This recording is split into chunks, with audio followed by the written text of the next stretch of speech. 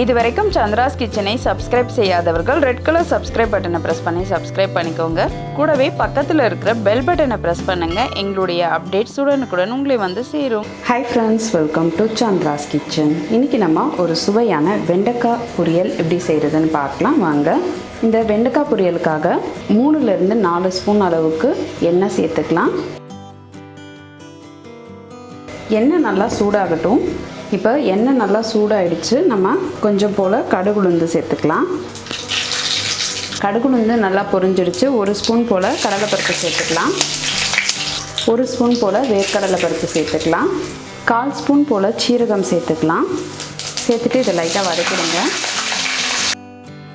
கடலைப்பருப்பும் வேர்க்கடலையும் நல்லா செவந்துடுச்சு. ஒரு பெரிய வெங்காயத்தை பொடியாக நறுக்கி வச்சுருக்கேன், அதை இதோட சேர்த்துக்கலாம். வெங்காயம் நல்லா வதக்கிக்கோங்க. 1 கொத்து போல் கருவேப்பிலை சேர்த்துக்கலாம். வெங்காயம் நல்லா கொஞ்சம் செவக்கிற அளவுக்கு வதக்கிக்கோங்க.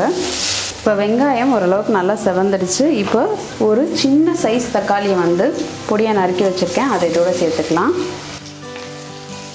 இப்போ வெங்காயம் தக்காளியை நல்லா வதக்கி விடுங்க. ஒரு 1/4 ஸ்பூன் அளவுக்கு மஞ்சள் தூள் சேர்த்துக்கலாம். சேர்த்துட்டு நல்லா இதை வதக்கிடுங்க.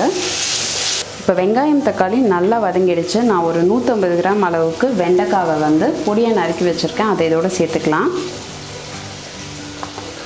வெண்டைக்காய் சேர்த்துட்டு நல்லா இதை வதக்கிடுங்க.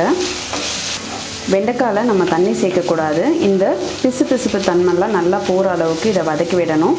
இது கொஞ்சம் நேரம் வந்து சிம்லேயே இருக்கட்டும். இப்போ வெண்டைக்காய் நல்லா வதங்கிக்கிட்டு இருக்கு. இந்த பிசுப்பு தன்மைலாம் கொஞ்சம் போக ஆரம்பிச்சிடுச்சு. இந்த வெண்டைக்காய் பொரியலுக்கு தேவையான அளவு உப்பு சேர்த்துக்கலாம். அடுத்தது நம்ம காரத்துக்காக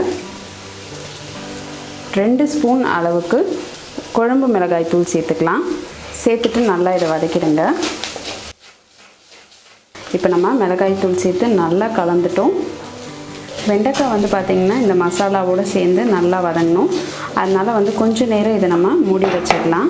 இந்த வெண்டைக்காய் பொரியல் வந்து நீங்கள் லோ ஃப்ளேமில் வச்சு செய்யுங்க, அப்போ தான் வந்து அது நல்லா கிறிஸ்பியாக ஆகும். இப்போ ஒரு 5 நிமிஷம் ஆகிடுச்சு, நம்ம மூடியை ஓப்பன் பண்ணிடலாம். இப்போ நல்லா இதை வதக்கிடுங்க.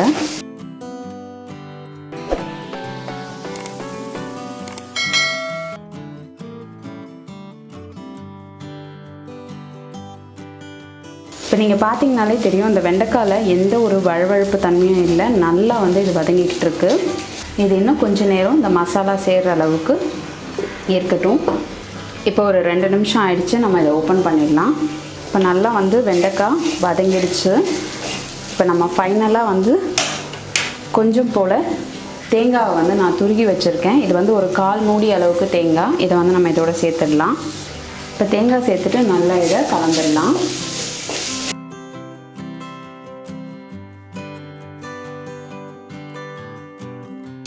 நம்ம ஹோட்டலில் சாப்பிட்ற அதே டேஸ்ட்டில் இருக்கும் இந்த வெண்டைக்காய் பொரியல். ரொம்ப சிம்பிளாக தான் நம்ம செய்கிறோம், ஆனால் வந்து பார்த்திங்கன்னா டேஸ்ட் ரொம்ப நல்லாயிருக்கும்.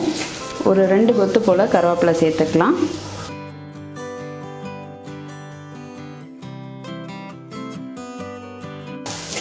இப்போ நம்மளுடைய சுவையான வெண்டைக்காய் பொரியல் சூப்பராக ரெடி ஆகிடுச்சு. நீங்களும் இந்த வெண்டைக்காய் பொரியலை உங்கள் வீட்டில் செஞ்சு பாருங்கள். செஞ்சு பார்த்துட்டு உங்களுடைய ஃபீட்பேக்கையும் கமெண்ட்டையும் எங்களுக்கு சொல்லுங்கள். இதே மாதிரி இன்னும் நிறைய ரெசிபிஸ் உங்களுக்காக வந்துகிட்டே இருக்குது. இதுக்காக நீங்கள் செய்ய வேண்டியதெல்லாம் சந்திராஸ் கிச்சனுக்கு இது வரைக்கும் சப்ஸ்கிரைப் பண்ணலன்னா சப்ஸ்கிரைப் பண்ணிவிடுங்க. பக்கத்தில் இருக்கிற பெல் பட்டனையும் ப்ரெஸ் பண்ணுங்கள். நான் இன்னொரு சுவாரஸ்யமான ரெசிபியோடு உங்களை சந்திக்கிறேன். நன்றி, வணக்கம்.